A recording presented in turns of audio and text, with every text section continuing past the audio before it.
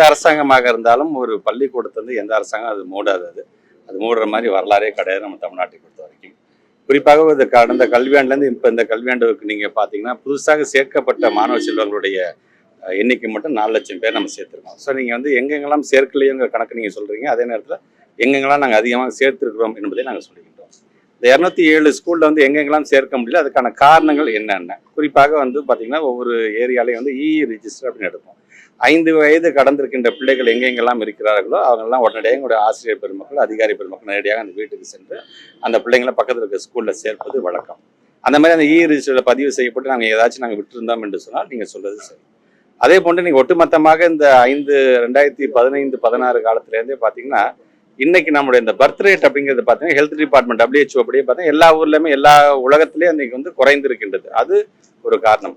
இன்னொன்று கொரோனா காலத்துக்கு பிறகு நடைபெற்ற மைக்ரேஷன், ஒரு இடத்துல இன்னொருத்தங்க குடிபெயர்ந்து வாழ்வாதாரத்துக்காக சென்றது காரணம்.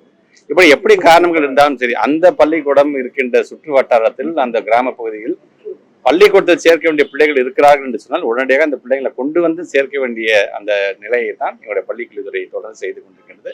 அதே போல் தான் நீங்கள் சொன்ன மாதிரி இந்த 207 ஸ்கூல் எங்கெங்கெல்லாம் எங்களால் பிள்ளைங்களை சேர்க்க முடியுமோ அதை சேர்க்கிறதுக்கான பணியில் ஒவ்வொரு அதிகாரியும் ஈடுபட வேண்டும் என்ற உத்தரவை நாங்கள் இட்டிருக்கோம். ஒன்றிய அமைச்சர் சொல்லியிருக்காரு, PM ஸ்ரீ ஸ்கூலில் இருக்கக்கூடிய பிள்ளைங்கள்ட்ட அட்ரஸ் பண்ணி பேசும்போது அவருக்கு சொல்லியிருக்காரு. அது அவருடைய நம்பிக்கை சார்ந்து சில பேர் ஒவ்வொரு சில விதத்தை நம்புகிறார்கள். அது அவருடைய இஷ்டம். அதில் நான் தலையிடுவதற்கு அது சார்ந்து கருத்து சொல்வதற்கு நான் விரும்பவில்லை என்று சொன்னாலும் எங்களை பொறுத்த வரைக்கும் நாங்கள் அறிவியல் சார்ந்து முற்போக்கு சிந்தனையோடு தந்தை பெரியார் வழி நடத்துவதோடு எங்களுடைய கல்வித்துறையை தமிழ்நாட்டு முதலமைச்சருடைய வழிகாட்டுதல் நாங்கள் செய்து கொண்டிருக்கணும்.